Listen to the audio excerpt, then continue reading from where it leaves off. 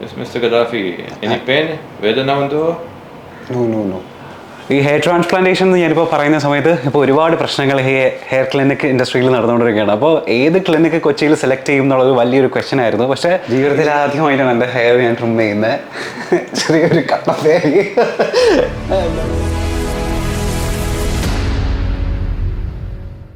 Hello everyone, welcome to Ladan city clinic. അപ്പോൾ ഇന്ന് നമ്മളോട് ഒരു സ്പെഷ്യൽ ഗസ്റ്റ് ഉണ്ട്. ഹീസ് ആൻ എന്റർടൈനർ ആൻഡ് കേരളത്തിലെ ലീഡിംഗ് ആണ് ആർ ജെ ഗദ്ദാഫിയാണ്. So let's welcome Gaddafi. Welcome to Ladan city. Hi Anju.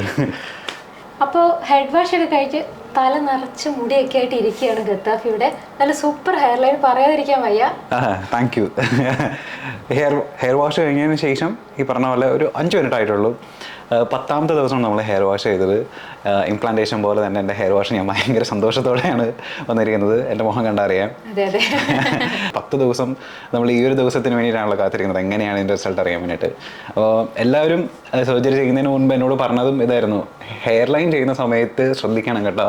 കാരണം എപ്പോഴും ഈ ഹെയർ ലൈൻ ചെയ്യുന്ന സമയത്ത് ഞാൻ പൊതുവെ കണ്ടിട്ടുണ്ട്, ഒരു ഡോളിനൊക്കെ വരച്ച് വെച്ചാക്കുന്ന പോലെ ഭയങ്കര ആർട്ടിഫിഷ്യലായിട്ട് ചിലപ്പോഴൊക്കെ തോന്നാറുണ്ട്. പക്ഷേ ഇവിടെ ലാഡൻ സിറ്റിയിൽ ഡോക്ടർ ജാദവ് അടിപൊളിയായിട്ട് ഹെയർ ലൈൻ ചെയ്ത് തന്നിട്ടുണ്ട്. ഭയങ്കര മാജിക്കലായിട്ട് ഒരു കലാകാരൻ്റെ ചാതുര്യതയോടെ ചെയ്തു തന്നിട്ടുണ്ട്. I am pretty much happy.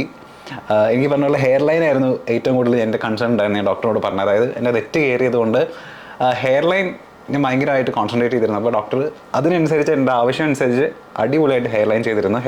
ഫ്രണ്ടിൽ മാത്രമല്ല എൻ്റെ ക്രൗൺ ഏരിയയിലും ചെയ്തിട്ടുണ്ട്. അപ്പോൾ ഏതാണ്ട് എനിക്ക് തോന്നുന്നു 3300 ആയിരുന്നു എൻ്റെ ഗ്രാഫ്റ്റ്. അപ്പോൾ അടിപൊളിയായിരുന്നു. ഒരു ട്രാൻസ്പ്ലാന്റേഷൻ എന്ന് പറയുമ്പോൾ എല്ലാവരും കോമൺ ആയിട്ട് ചോദിക്കുന്ന ഒരു കാര്യമാണ്, ടെൻഷൻ ഉണ്ടായിരുന്നോ, പേടി, വേദന. അപ്പൊ അത്തരം കാര്യങ്ങളൊക്കെ എങ്ങനെയാണ് തരണം ചെയ്തത് ഗദ്ദാഫി? സത്യം പറഞ്ഞാൽ ഇവിടെ എത്തുന്നത് വരെ നല്ല പേടിയുണ്ടായിരുന്നു. കാരണം നമ്മളുടെ തലയാണ്, നമ്മൾ അത്രയും ഇൻവെസ്റ്റ് ചെയ്യുന്ന ഒരു പരിപാടിയാണ്.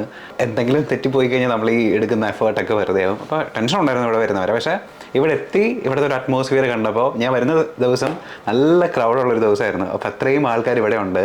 നമ്മൾ ഡോക്യുമെൻറ്റേഷൻ കഴിഞ്ഞതിന് ശേഷം ഡോക്ടേഴ്സ് ലിസ്റ്റും ഇവിടുത്തെ സർട്ടിഫിക്കേഷൻ, പിന്നെ നിങ്ങളുടെ ഒരു ഫ്രണ്ട്ലി അറ്റ്മോസ്ഫിയറൊക്കെ കണ്ടതിന് ശേഷം ഭയങ്കരമായിട്ട് ഒന്ന് റിലാക്സ്ഡ് ആയി. പിന്നെ എല്ലാവരും ഇവിടെ A to Z എല്ലാ സ്റ്റാഫുകളും ഭയങ്കര ഫ്രണ്ട്ലി ആയിട്ടാണ് പെരുമാറിയത്. അപ്പോൾ ഇതൊക്കെ ടെൻഷൻ്റെ തീർച്ചയായിട്ടും കുറച്ചിട്ടുണ്ട്. പിന്നെ ഞാൻ ഇവിടെ വരുന്നതിന് മുൻപ് തന്നെ ഒരുപാട് റിസർച്ച് ചെയ്തിട്ടുണ്ടായിരുന്നു ലാഡൻ സിറ്റിയെ പറ്റി. അപ്പോൾ നമ്മളെ ഇൻഡസ്ട്രിയിൽ തന്നെ ഫ്രണ്ട്സ്, ഇപ്പോൾ എൻ്റെ ഒരുപാട് ഫ്രണ്ട്സ് ഇവിടെ നിന്ന് ചെയ്തിട്ടുണ്ട്. ഇപ്പോൾ സാജൻ സൂര്യ ആയിക്കോട്ടെ, ഇപ്പോൾ ആക്ടർ പ്രമോദ് മണി ആയിക്കോട്ടെ, ഇവിടെ അവരൊക്കെ ഇവിടെ നിന്ന് നല്ല റിസൾട്ട് കിട്ടിയിട്ട് ഇറങ്ങിയ ആൾക്കാരാണ്. അപ്പോൾ അവരുടെയൊക്കെ ഒരു റെഫറൻസ് തീർച്ചയായിട്ടും ഒരു കോൺഫിഡൻസ് ബൂസ്റ്റർ തന്നെയായിരുന്നു.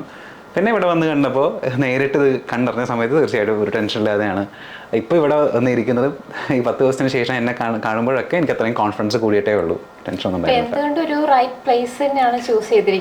തീർച്ചയായിട്ടും ഒരു ഡൗട്ടില്ല. അപ്പോൾ നമുക്ക് എല്ലാവർക്കും അറിയാം, സർജറി കഴിഞ്ഞ് 3ാമത്തെ ദിവസം ബാൻഡേജ് റിമൂവലാണ്. അതുപോലെ തന്നെ 10ാമത്തെ ദിവസമാണ് ഹെഡ് വാഷ്.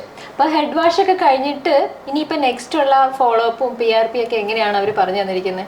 ഇപ്പോൾ 10 ദിവസം എനിക്ക് ചെറിയൊരു ടാബ്ലറ്റ്സും ഓയിൻമെൻ്റ് ഒക്കെ പറ്റാനുണ്ടായിരുന്നു. ആൻഡ് നാളെ മുതൽ എൻ്റെ ഹെയർ വാഷ് ചെയ്തിട്ട് ഉള്ള നാളെ മുതൽ എനിക്ക് ബയോട്ടിൻ ടാബ്ലറ്റ്സും പ്രോട്ടീൻസ് ഒക്കെ ഉണ്ട് എടുക്കാൻ, ഇൻടേക്ക് ചെയ്യാൻ വേണ്ടിയിട്ട്. ആൻഡ് അതിൻ്റെ കൂടെ ഒരു ഷാംപൂ തന്നിട്ടുണ്ട്, പിന്നെ ഒരു ഹെയർ സെറം തന്നിട്ടുണ്ട്. എനിക്ക് തോന്നുന്നു മിനോക്സിഡിൽ ഒരു മാസം കഴിഞ്ഞതിന് ശേഷം സ്റ്റാർട്ട് ചെയ്താൽ മതി എന്നാണ് പറഞ്ഞേക്കുന്നത്. യൂഷ്വലി സർജറിയുടെ അന്ന് ഒരു PRP നമ്മൾ ഷെഡ്യൂൾ ചെയ്യാറുണ്ട്. പിന്നെയുള്ള PRPs ഒക്കെ എങ്ങനെയാണ്? അപ്പോൾ എന്നോട് ഒരു മാസത്തിൽ ഗ്യാപ്പ് ഇട്ടിട്ട് PRP എടുത്താൽ മതി എന്നാണ് പറഞ്ഞേക്കുന്നത്. അപ്പോൾ സർജറിയുടെ അന്ന് എനിക്ക് ഒരു PRP ഉണ്ടായിരുന്നു. പിന്നെ അടുത്തൊരു 18ാം തീയതിക്കൊക്കെ ആകുമ്പോഴേക്കും ഒരു 23 to 30 ഡേയ്സിൻ്റെ ഇടയിലായിട്ട് അടുത്ത PRP എടുത്താൽ മതി. അതിനൊരു 6 to 8 ടൈംസ് PRP എടുത്താൽ നല്ലതായിരിക്കും എന്ന് പറഞ്ഞു. ഹെയർ ലൈൻ ഡിസൈനിങ് ഒക്കെ കഴിഞ്ഞിട്ട് നമ്മൾ ട്രിമ്മിങ് ആണ് നോർമലായിട്ട് ചെയ്യാറ്. ആ സമയത്ത് നമുക്ക് 2 മെത്തേഡിൽ സർജറി ചെയ്യാം. ഒന്ന് കംപ്ലീറ്റ് ട്രിം ചെയ്തിട്ട് സർജറി ചെയ്യാം. അതല്ലാന്നുണ്ടെങ്കിൽ നമ്മൾ ഏത് ഏരിയ ആണോ നമ്മുടെ എക്സ്ട്രാക്ട് ചെയ്യുന്നത് ആ ഏരിയ മാത്രമായിട്ട് ട്രിം ചെയ്തിട്ടും സർജറി ചെയ്യാറുണ്ട്. അപ്പോൾ ഗദ്ദാഫിയുടെ കേസിലാണെങ്കിൽ ഗദ്ദാഫി കംപ്ലീറ്റ് ഷേവ് ആയിരുന്നു. എന്നോട് ഓൾറെഡി പറഞ്ഞിരുന്നു വേണമെങ്കിൽ ഷേവ് ചെയ്യാതെ ചെയ്യാം. പക്ഷേ എൻ്റെ 2 ഏരിയയിലും ചെയ്യണമായിരുന്നു. അതായത് ഫ്രണ്ട് ഏരിയയും ചെയ്യണം, അതുപോലെ തന്നെ ക്രൗൺ ഏരിയയും ചെയ്യണമായിരുന്നു. അപ്പോൾ പിന്നെ ഷേവ് ചെയ്തിട്ട് തന്നെ ചെയ്യാമെന്ന് വിചാരിച്ചു. പക്ഷേ 2 രീതിയിലും നമുക്ക് ചെയ്യാം. ഞാനത് തന്നെ ഓപ്റ്റ് ചെയ്തു. ഇപ്പോഴും ഓർക്കുന്നുണ്ട്, ഹെയർ ട്രിം ചെയ്യാൻ പോകുന്ന സമയത്ത് ഗദ്ദാഫി പറഞ്ഞൊരു കാര്യം, ജീവിതത്തിൽ ആദ്യമായിട്ടാണ് ജനിച്ച പിന്നെ മുടി ട്രിം ചെയ്യാൻ പോകുന്നതെന്ന്. അപ്പോൾ ഫസ്റ്റ് ടൈം ഹെയർ ട്രിം ഒക്കെ ചെയ്ത് സർജറി ഒക്കെ കഴിഞ്ഞ് പുറത്തേക്കൊക്കെ ഇറങ്ങിയപ്പോൾ വീട്ടിൽ ചെന്നപ്പോൾ അമ്മയും അതുപോലെ തന്നെ കൊളീഗ്സ് ഒക്കെ എങ്ങനെയായിരുന്നു, അവരുടെയൊക്കെ റിയാക്ഷൻസ് എങ്ങനെയായിരുന്നു? ഞാൻ ആരോടും പറഞ്ഞിട്ടില്ല ട്രാൻസ്പ്ലാന്റേഷൻ ചെയ്തു എന്നുള്ളത്, ആരോടും പറഞ്ഞിട്ടുണ്ടായിരുന്നില്ല. അമ്മയ്ക്കേ അറിയുള്ളൂ. അമ്മ ഇത് പറഞ്ഞ പോലെ ആദ്യമായിട്ട് നമ്മൾ ഷേവ് ചെയ്ത് കാണുകയല്ലേ ജീവിതത്തിൽ. ഇപ്പം അമ്മയൊക്കെ പണ്ടേ പറയുമായിരുന്നു ഒന്ന് ഷേവ് ചെയ്തുകൂടെ. പക്ഷേ എനിക്ക് എന്തോ ഒരു കോൺഫിഡൻസ് കുറവുണ്ടായിരുന്നു. പക്ഷെ ഇപ്പോൾ എല്ലാവരും നല്ല രീതിയിൽ അക്സെപ്റ്റ് ചെയ്യുന്ന കുഴപ്പമൊന്നുമില്ല. ആക്ച്വലി ട്രാൻസ്പ്ലാന്റേഷൻ കഴിഞ്ഞൊരു 3 ദിവസം വരെ കംപ്ലീറ്റ് റെസ്റ്റ് പറഞ്ഞിരുന്നു. 3-ാമത്തെ ദിവസം തൊട്ട് വേണമെങ്കിൽ എന്തെങ്കിലും ചെറിയ രീതിയിലുള്ള വർക്കൊക്കെ ചെയ്യാമെന്ന് പറഞ്ഞിരുന്നു. അതായത് വീട്ടിലിരുന്ന് ചെയ്യാൻ പറ്റുന്ന വർക്ക്, ഇപ്പോൾ വർക്ക് ഫ്രം ഹോം ഒക്കെ എടുത്തിട്ട് വേണമെങ്കിൽ ചെയ്യുന്നത്. പക്ഷേ എൻ്റെ ഒരു വർക്ക് അങ്ങനെ അല്ലാത്തതുകൊണ്ട് ഞാനപ്പോൾ ഒരു 10 ദിവസം കംപ്ലീറ്റ് ആയിട്ട് വീടിൻ്റെ ഉള്ളിൽ തന്നെ ഇരിക്കുമായിരുന്നു. ആൻഡ് പ്രത്യേകം പറഞ്ഞിട്ടുണ്ടായിരുന്നു തല പൊടിയടിക്കാൻ പാടില്ലെന്നും സൺലൈറ്റ് ഡയറക്റ്റ് അടിക്കാൻ പാടില്ലെന്നൊക്കെ എന്നോട് പ്രത്യേകം പറഞ്ഞിരുന്നു. അപ്പോൾ അതൊക്കെ സ്ട്രിക്റ്റ് ആയിട്ട് ഞാൻ ഫോളോ ചെയ്തിട്ടുണ്ടായിരുന്നു. ഇപ്പോൾ വർക്ക് ഫ്രം ഹോം ഒക്കെ എടുക്കുന്ന ഇപ്പോൾ IT ഉദ്യോഗസ്ഥരൊക്കെ ആണെന്നുണ്ടെങ്കിൽ എനിക്ക് തോന്നുന്നു ഒരു 3 ദിവസം വരെ റെസ്റ്റ് എടുത്തിട്ട് അവർക്ക് വേണമെങ്കിൽ വർക്ക് ഫ്രം ഹോം കണ്ടിന്യൂ ചെയ്യാം. പക്ഷേ ഞാൻ കംപ്ലീറ്റ് ആയിട്ട് അത് ഫോളോ ചെയ്തിരുന്നു. ആൻഡ് അതുപോലെ തന്നെ എന്നോട് 10 ദിവസം വരെ നോൺ വെജ് കഴിക്കാൻ പാടില്ല എന്ന് പറഞ്ഞിരുന്നു. അധികം മസാലയുള്ള ഫുഡൊന്നും കഴിക്കാൻ പാടില്ല, തല വേർക്കാൻ പാടില്ല എന്നൊക്കെ പ്രത്യേകം പറഞ്ഞിരുന്നു. അതൊക്കെ ഞാൻ സ്ട്രിക്റ്റ് ആയിട്ട് തന്നെ ഫോളോ ചെയ്തു.